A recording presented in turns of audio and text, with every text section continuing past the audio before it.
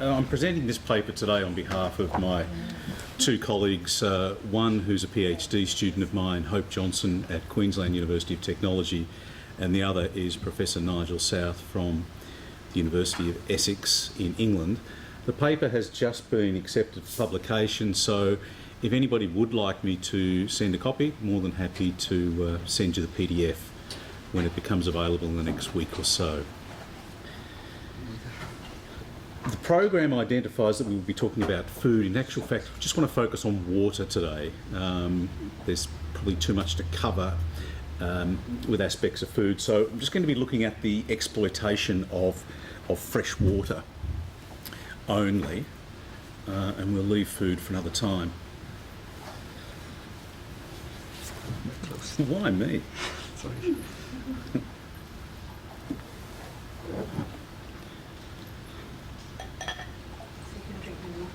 Yeah, that's right. Is it from the tap? Is it? Yeah. Not from a bottle? No, it's not a bottle. You make it safely.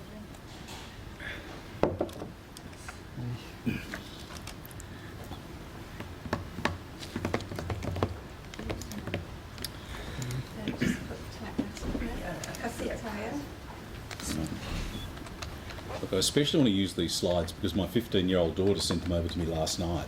Oh. She's doing a school project on this topic and I can't possibly proceed without using these slides. I couldn't go back to Australia and tell her that they didn't work.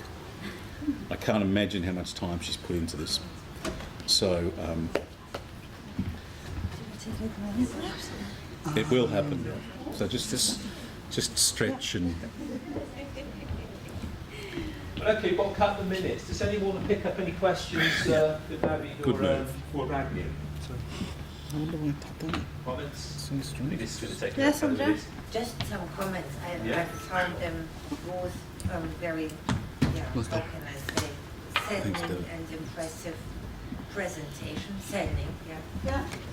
And I just want to point out, but I'm sure you do also in other pieces of work, the importance of representational order of things, how we as so-called humans are always represented as more important also in movies and all kinds of media representations, the role of the education system, where we at school are always taught still that we're more important than non-human animals, and also the importance of language, because we always speak of humans and animals, or most people do.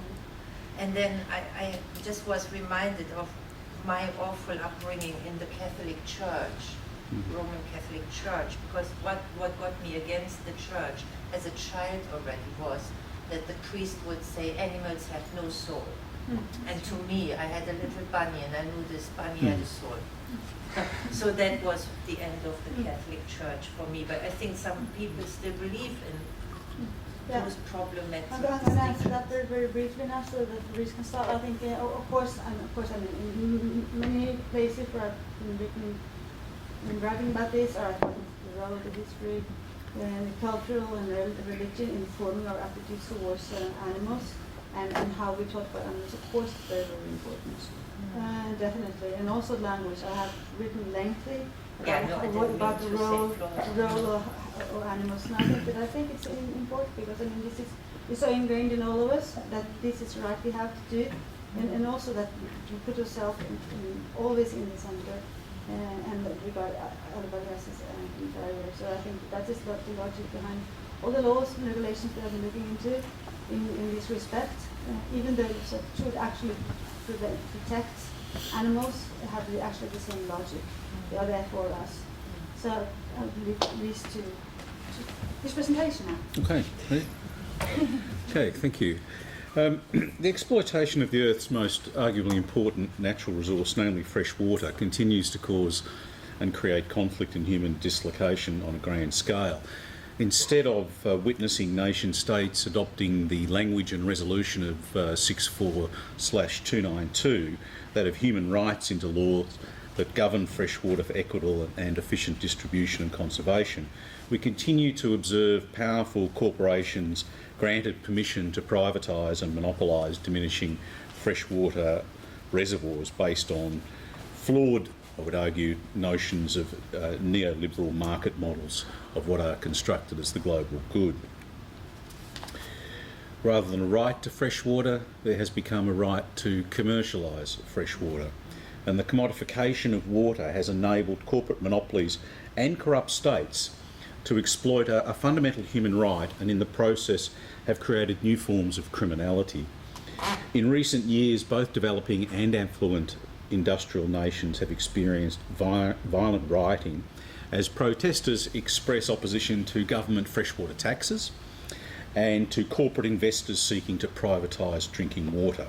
Now, these water conflicts have included unprecedented clashes with police and deaths of innocent civilians, for example, in South Africa, the United Nations interventions in Detroit in the USA after weeks of public protest, and hundreds of thousands of people protesting in Ireland. Is something quite new, that the commodification of fresh water has become a criminological issue for water-abundant rich nation states, as well as for the highly indebted water-scarce nations. And criminological research examining fresh water has tended to focus on the pollution and contamination of local waterways and tablelands from things such as industry and mining. And in order to advance criminological scholarship, what we do in this paper is adopt Alan Schneeberg's 1980 ecological Marxism and the treadmill of production theory, as well as Elinor Ostram's theory of governing the global commons, to explore the ways in which corporate power, supported and sponsored by government initiatives and legal frameworks, monopolise an essential global resource with devastating environmental and human consequences. An estimated 1 billion people worldwide continue to have irregular access to safe drinking water, and moreover, by 2030, the UN estimates that humanity's annual water requirements will exceed current sustainable supplies by 40%. We are, according to the World Water Council, experiencing a crisis of management and regulation, not of supply. We have the technologies. We can convert any dirty, foul water we wish into clean, drinkable water, whether it be from the cumbersome processes of desalinisation through to the electromagnetic filtration systems to atmospheric harvesting. We can create clean, fresh drinking water from its dirtiest, most contaminated means, but there isn't the political nor the economic will to do so. And in fact, I've spoken with shareholders in new start-up companies that have gone bust because they've invested in technologies where they've been unable to sell. So we actually have products literally sitting on the shelves that can convert contaminated water for people who need it, but there's no money to be made in it. So we've got this crisis of not having too little water to satisfy needs, but a crisis of managing water so badly that billions of people in the environment suffer. Now, why do we have this bad management, this bad regulation? Well, it harks back to the 1992 Dublin Principles, where water transitioned from a common good to an economic good. And the Dublin Principles paved the way for the privatisation of water, that water became then a commodity, a finite resource that could be best managed by private interests. The thinking was that given that it is such an important resource, it needs a sophisticated means of management. States don't have that means of management. Corporations do. They operate, are managed by sophisticated techniques, strategies, policies that are geared towards bottom line and end return, efficiency, etc. And therefore, we will ensure that the ongoing water supplies going forward are managed by those with the best business savvy approaches to ensure its longevity. Now, one result of freshwater scarcity is that it becomes an increasingly lucrative investment. And one hedge fund manager has quipped that the emerging worldwide water crisis is creating, quote, serious profit opportunities for those in the know. If you play your cards right, if you play it right, this advisor says, the results of this impending water crisis can be very, very good.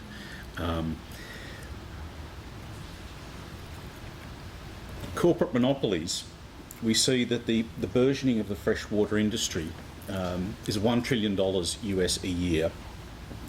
And we see that the corporate conglomerates that are now beginning to monopolise freshwater markets around the world are organisations such as the Aqueduct Alliance. Now, the Aqueduct Alliance is a conglomeration of these particular organisations: Goldman Sachs, General Electric, Coca-Cola, Dow Chemicals, United Technology, Bloomsburg. I would argue large transnational corporations with some dubious and reprehensible records of water abuse and other abuses are now creating databases that chart water supplies and identify risks as well as business opportunities for other commercial organisations internationally. Dow Chemicals are now moving significantly into water. They promoted on their website that they're leading in purification and separation technologies, that they're a committed global partner, that they have the expertise to provide reliable, safe and efficient water-based solutions.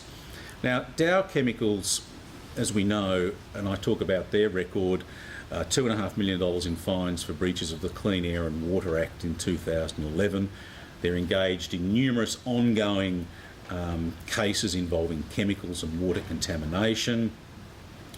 They have had their fines doubled and tripled for price fixing. Cases involving, and this one on screen, the chemical urethane used to make foam products for packaging.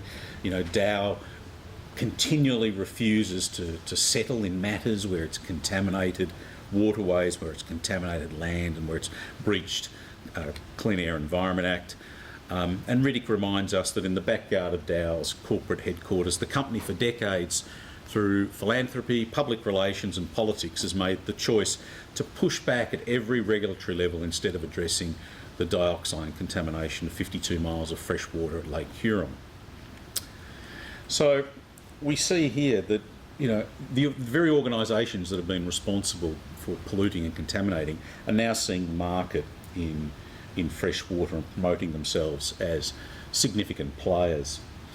Now, we look at this. Lynch and Strateski argue that environmental problems are perpetuated by modes of production that form an essential component of contemporary local and global policies. And for Strateski et al., the taken for granted assumption that present ongoing economic growth and fiscal prosperity as a necessary and essential global good must be challenged. They draw on, as I mentioned earlier, Alan Schneeberg's 1980 concept of ecological Marxism and treadmill of production theory, and they demonstrate how market-oriented advanced neoliberal societies with expanding technologies intrinsically are environmentally destructive. For Schneeberg, the extraction of natural resources, the deforestation of woodlands and habitats, and the exploitation of flora and fauna are essential ingredients in the capitalist treadmill of production process that results in what he called ecological disorganisation. The treadmill is driven by a perpetual need to service consumer society, with the supply and demand of expanding markets and trade-oriented economic policies underpinning contemporary globalised international relations and providing the fabric and essence of environmental despoliation. The ongoing commercialisation and commodification of products, resources and global commons, for example, fuels the treadmill through an expanding trade and consumption. As such, governing rationales premised on capitalist ideology are, according to Strateski, both responsible for environmental destruction and incapable of addressing and redressing ongoing harm. The inability to reverse environmental damage, or what Schneeberg identifies as the law of entropy, is crucial to their critique of ecological disorganisation. According to this critique, the commercial processes of production exploit and manipulate the natural environment for power and profit, and as a result disrupt, reorganise and disfigure the ecological balance that sustains environmental stability and development. In contrast, Elinor Ostrom's access to the commons is an approach to freshwater governance that provides an alternative to private property and market-based solutions. This is because when global commons like water become commodities for commercial exchange, not only are the essentials of life unevenly accessed and distributed, but such global commons are also threatened, and their very existence threatened, by governance models that prioritise trade over preservation. For Ostrom, freshwater must be a public trust. Freshwater must be a common heritage of people, a nature and a fundamental right, not a matter of private property, which it is currently under Dublin principles. Recognising water as part of the commons and so subject to common property and human rights, not private property, requires, she argues, a reconfiguration and a radical change of existing national and international legal governing instruments. Despite progress, however, the human rights to water is only recognised in some non-binding legal instruments, and so the enforceability of the right is still debatable and rather simplistic. While the construction of water as a commodity at the same time has flourished due to the privatisation of water, the acceptance of human rights to water continues to struggle for recognition. Now, in order to build upon this analysis in the paper, what we do is provide numerous case studies to explore and illuminate the injustices, the inequities and the crimes relating to expanding market models of fresh water. And we could choose examples from the bottled water industry. We could look at corporate drilling of underground aquifers. We could look at corporate capture and price fixing of fresh water in Africa and South Africa. For now, very briefly want to look at two because they provide an example of corporate exploitation, manipulation, harm and crime at the top end as well as at the bottom end. So the first one is Thames Water. And Cohen's examined the record of the privatised water companies in the UK. And here we look at examples of pollution, corporate negligence, and particularly tax evasion. Cohen argues that successive governments have been negligent by allowing dubious companies to take over a vital national interests. In line with the conflict between fundamental human rights and capital accumulation, as well as the legally attributed goal of profit maximisation, these companies have not behaved with probity or in the best interests of their customers. They are often involved in tax evasion. They have hidden what ought to be a public service behind the high walls of commercial confidentiality. They have loaded, he argues, their books with net debt, not to improve Britain's decaying network of sewers and pipes, but to provide fantastic returns to investors from a captive market of consumers. In the past 9 years, Thames have polluted waterways and beaches about 1,000 times. 2/3 of the spillages have resulted in caution without further punishment. The remaining third have attracted somewhere in the vicinity of about £10,000 to £11,000 fine on average. Carrington, this is just one example that highlights the dysfunctional state of water markets as a result of corporate concentration. Carrington and Barnes report on and reveal that 3 of Britain's biggest water companies paid little or no tax on their profits in 2012 and 2013, while generously rewarding their executives and investors. Likewise, Martin Blakelock, a former director of utilities at the European Bank for Reconstruction and Development, has stated that this freshwater governing system is letting down customers and the tax man, and the one that appears to be repeated across the UK, where 75% of water companies are owned by private equity firms. The first part of the jigsaw, he argues, is an annual bumper dividend paid to investors or to companies, which are often their own as subsidiaries, sometimes offshore, which rip out funds that publicly owned waterworks might once have kept aside for infrastructure development for water for the most needy. Now, these criticisms of privatisation do not imply some naive belief that water can simply flow from capturing falling rain to meeting domestic and industrial consumption without a degree of cost.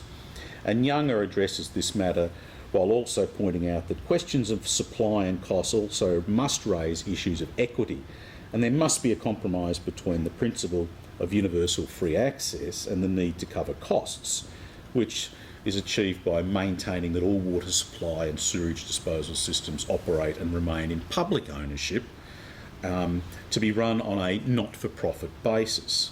The costs could be covered from general taxation, he argues, and as long as the taxation system is progressive, the poor should end up paying less, having access to more, and still receive the water they need at the point of use. Such a response, he argues, could better balance competing issues around fundamental rights to water and the economic rationale behind privatisation.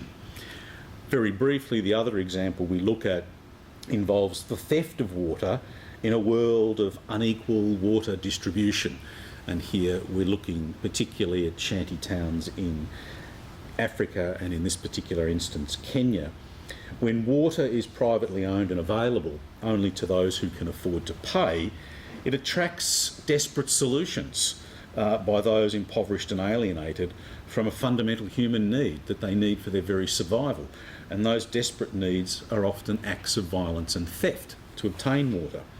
Global Initiative 2014 presents an overview of the growth of organised water theft.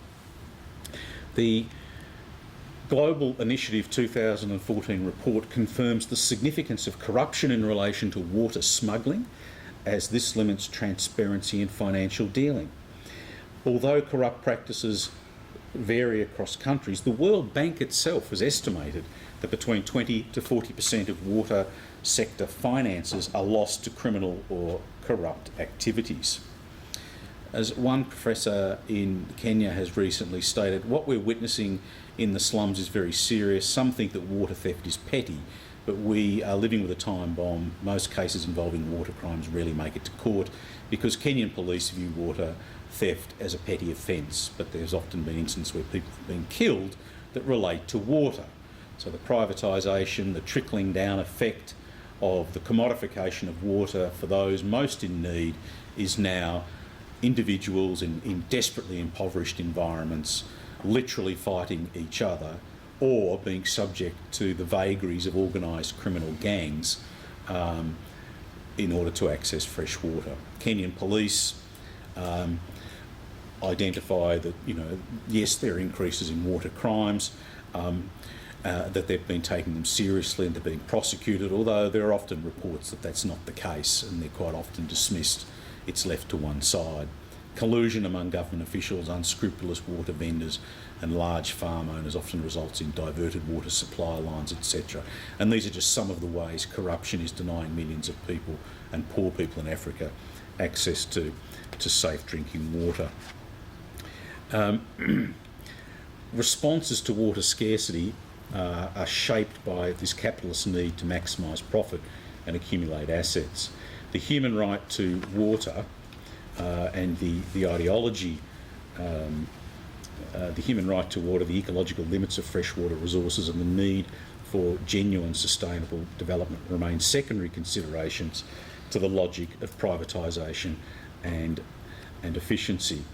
Some concluding observations are that the commodification of fresh water based on market models and monopoly power has proven highly profitable for a small number of transnationals and corporate elites. The Dublin Principles have exacerbated global water security and equity.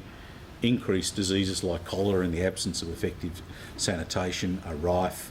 New degrading and damaging problems and issues such as water theft amongst the most needy, destroying local ecologies, food supplies and natural aquatic systems. Yet at the same time, where we have water abundance, we see enormous profits for private owners of a naturally produced public good which is wasted, polluted and often bottled and resold at greater and inflated prices. By using legal doctrines, state and corporate entities have constructed freshwater sources as something that can be owned or leased. For some regions, the privatisation of water has enabled corporate monopolies and corrupt states to exploit a fundamental human need and create new forms of criminality. The way forward is to work towards legal governing frameworks that acknowledge water as a public good, that is, as part of a common, not a private commodity for commercial gain. The Dublin principles, we argue, for governing global resources of fresh water have failed. They have created an inequitable and abusive regime of governance that has privileged transnational corporations and commercial profit. Existing market models of water governance will continue, in our view, to exacerbate water insecurity. They will continue to prioritise trade and capital accumulation and not the essentials of human survival and well-being. They will continue to foster government and state corruption, and furthermore, we argue, the Dublin principles will accentuate violence and degradation as the world's most needy battle to access a human essential.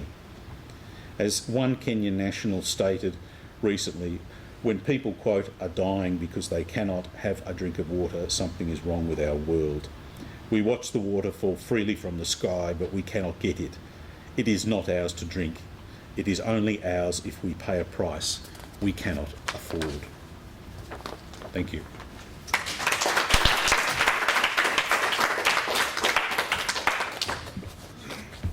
Thank you. Thank you for 3 very great presentations. Terribly depressing presentations, which unify 2 things together, I think. One is the consequences of the utter commodification of the world and everything within it, including, I think, probably ourselves, and a way in which that relation is intimately connected with this thing called crime and harm, isn't it? 2 things so intimately related. Okay, questions? I found it very interesting, and I always learn a lot from these sessions about environmental justice and related matters, all the things I should know about, and I learned so much, so thank you. I've received a message which I hope I meant to bring to the AGM, but I'm hoping that this group could possibly send a message of support, because we always like to take action where we identify things, and something that has been quite clear is that as an academic community globally, the academic community has not taken responsibility, apart from the pioneering work that you're all doing, that in general, people working on social policy have not really framed how we should approach sustainable societies. And I've been asked by the International Association on Social Quality if we would support a statement going to a conference in December of all the governments looking at sustainability to call for socio-economic, socio-political, socio-cultural and justice approaches to sustainability, particularly in cities and looking at all the kind of issues you're looking at. So I was wondering if I could circulate that, if everyone would agree we could, as a group, Sure. to it. Because I think people across the world are taking responsibility, but in little bits. And as this group, we're such a multidisciplinary collection of people, we could perhaps help to take responsibility there. I feel I should step up to the plate on this as well. Well, I think that one then should be circulated to the group as a whole, shouldn't it? Yeah. Just I'll take that more as an observation of the Say question. that this session thinks that's a good idea to send it to the group. Yeah. Yes. Absolutely. Questions, observations?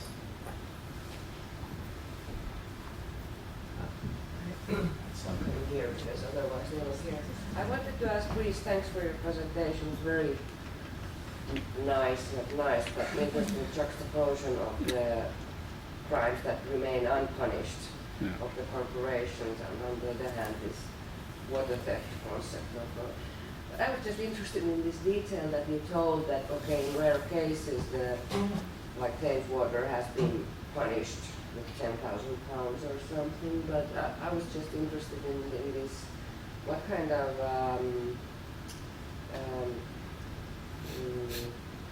civil or regulatory offense, or I mean, what kind of, in what processes have they gotten punished, and what was the crime, or was it just? Well, as you'll imagine, I mean, they vary from jurisdiction to jurisdiction. Yeah, but yeah.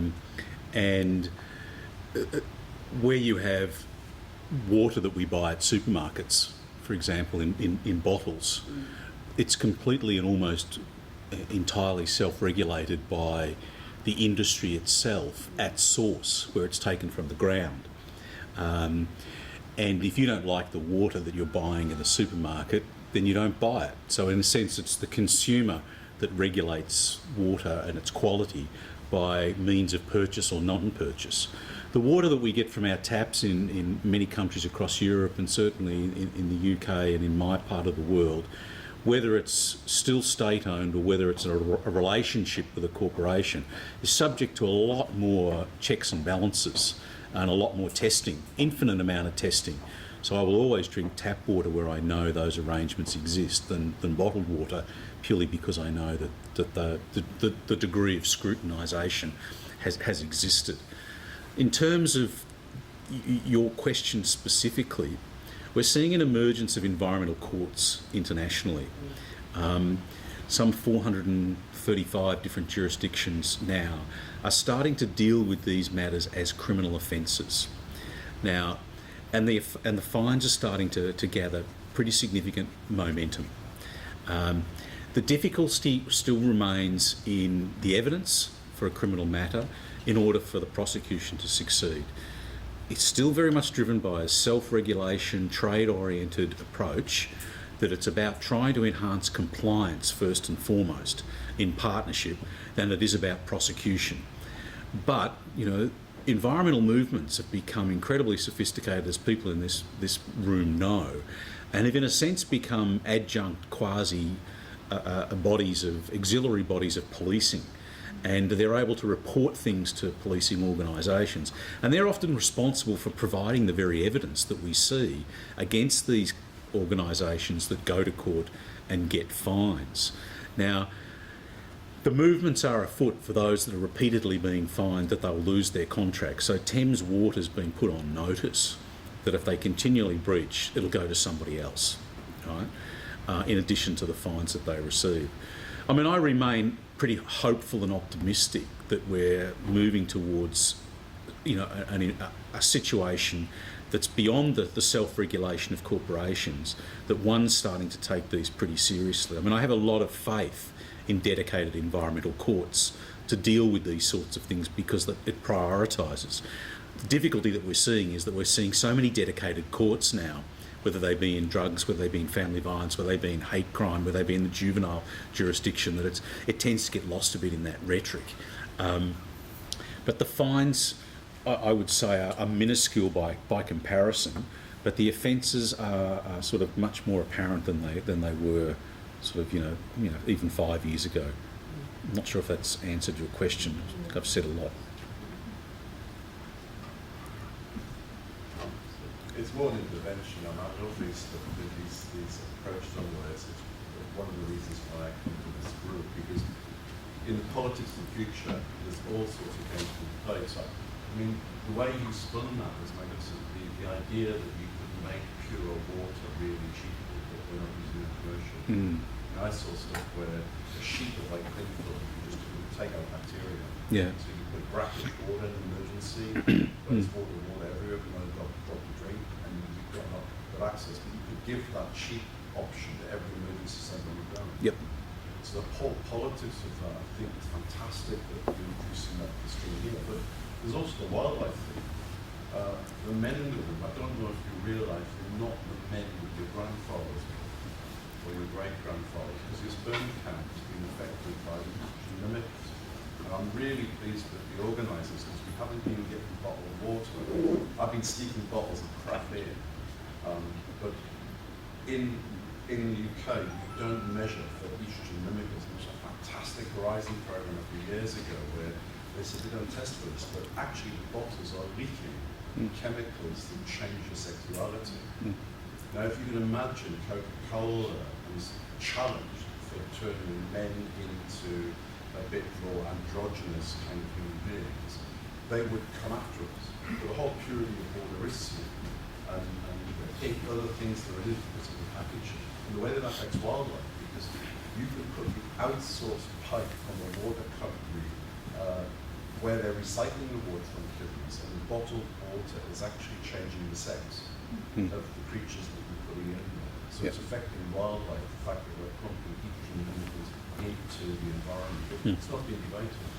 No, in fact, I'm doing some work now with environmental chemists and environmental toxicologists. There's this issue of proof. If you want to prosecute a corporation that's polluting the environment, you need to have proof that they're responsible. because air and pollution travels. So environmental toxicologists and chemists are taking trace samples of pollution from the atmosphere, and they can identify specifically where these polluting molecules come from, specifically to a factory, which is being able to identify. It's the same with water. Conducting research experiments, lab techniques on the contents of water, and identifying that there's all of these chemicals that are placed to smoothen water, bottled water. So it tastes sort of really silky and smoothie, but in actual fact, what it is, it's a treatment to the water that's softening the water. It's a chemical and doing precisely those sorts of things to the human body in a whole range of ways. But for commercial value, it's not about its its effect on our human being. It's about taste. That's what's most important. And a foul-smelling water that comes from the tap that's been subjected to 150 chemical analyses and tests over the last sort of 8 weeks is not going to be preferred in our current environment, where food and beverage and the aesthetics of food and beverage and the way they're presented to us, it's all about them not being dirty and grubby but clean. It's about presenting something that looks absolutely pure, irrespective of the contents of it. So what I like about this work, it needs to be interdisciplinary. I've got to be listening to people who I don't understand, and spending a lot of time with chemists, because they have a fascinating role to play in things like justice. It takes a lot of money as well to conduct this analysis, and it's always I always wonder, who that cost would be paid by. So I mean, Dow Chemicals will not be paying for this. No. Well, I've written to Dow Chemicals, and I've not heard anything back. And wonderful thing about the web is that you make genuine contact with people to discuss issues, and then you just have to spend 3 or 4 minutes reading a profile on somebody and what they've written, and why would they contact me? Why would they respond? I wouldn't if I was in their position. Which is a shame, but it does make that access. I've discovered now at the stage in my career where I've said a lot of things and I've published a lot of things that people won't talk to me because they know precisely where I'm often coming from, and I may not be coming from there, but it doesn't matter. It's in a sense too late. Yeah. I'm been involved in a kind of self-sufficiency and zero carbon project, and as part of that, a couple of mouth-watering possibilities emerged, which is to cut out the corporations completely in a couple of ways. And in terms of water, I explored drilling a well in London.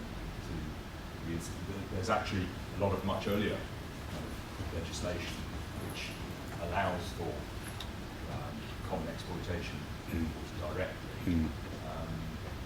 And the sums all add up, so you can take out enough water for 20 households to use. So you can get 20 households gathering together into little kind of collectives and drilling their own water. And the other one is around electricity. There's a battery. The big block in that in self-sufficiency has been storing, but there is now a Tesla battery that's on the market which can store the average household usage of electricity, so that you could self-generate, store it, and be off-grid. And I think those two, it's interesting because how will companies view that? I mean, suddenly you're not quite independent of Thames Water because you still have to pay a sewerage fee, but completely independent of electricity supply. And it's not spoken about much. It's there on kind of the fringes of discussion, but it takes a bit of a crank to really go there. But possibility. Yeah. Well, I think that's the positive end of this, Richard, that's needed. The people need to know there's an alternative, that there's a workable alternative, that's a viable alternative. It's not just about me having no response to a a conglomeration of corporations that now monopolise and capture a part of my life that I have no control over, that there is in actual fact a way out.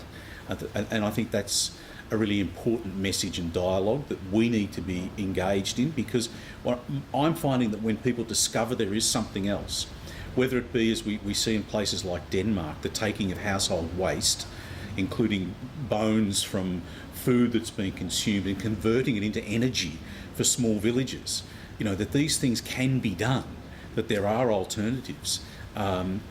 People will resist, provided that the knowledge is there and the opportunity to be part of it is there.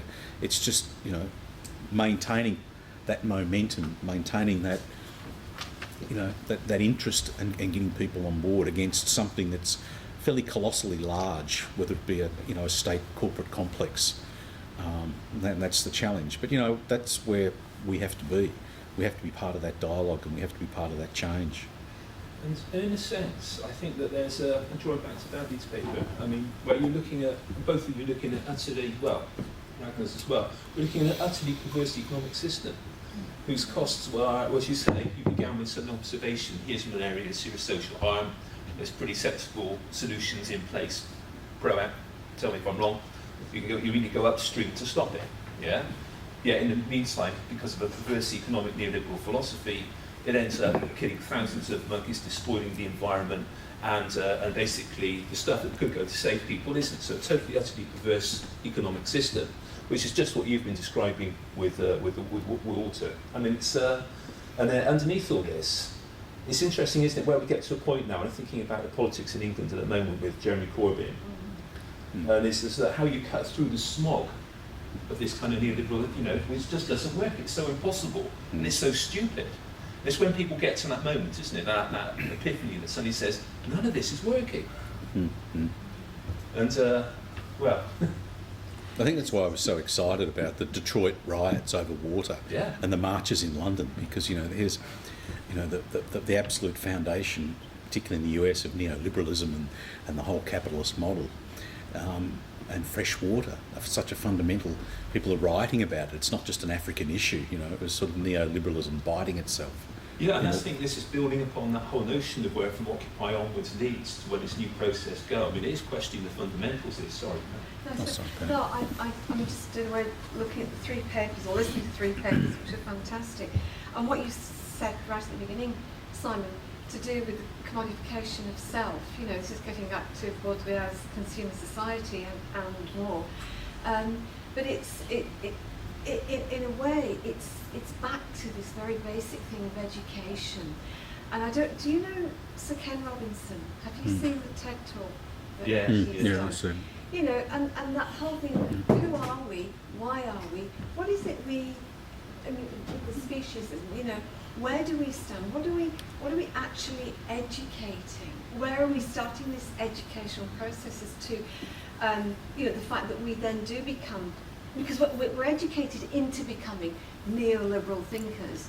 It's not something, I don't believe in the Hobbesian kind of narrative that we are completely and utterly brutish, I think there's more the Faustian, like, alas, 2 souls reside within my breast, but we're always, because capitalism appeals with the Hobbesian, it's very much in tune with that. I just think there's a need for really basic, at roots, educating young people as to who they are, what they're, and to undermine and really challenge, random control trials, stuff I was talking about this morning, but science having the answers, but not just having the answers, asking the questions. And we've got to stop them asking questions. We've got to start asking different questions. And it starts from, I think, young people. Well, actually, we'll see this because we've run out of time, but I see that's a lovely way to end, is because, of course, as we're all in the academy, and we have some handle over the curriculum that we teach, and what we teach, and when we get down to these fundamentals, which, is great, this green stream's only been going, what now? We start off with 3 different subjects and end up questioning the fundamentals of capitalism and neoliberal order. Brilliant. I can't get better. Thanks so much.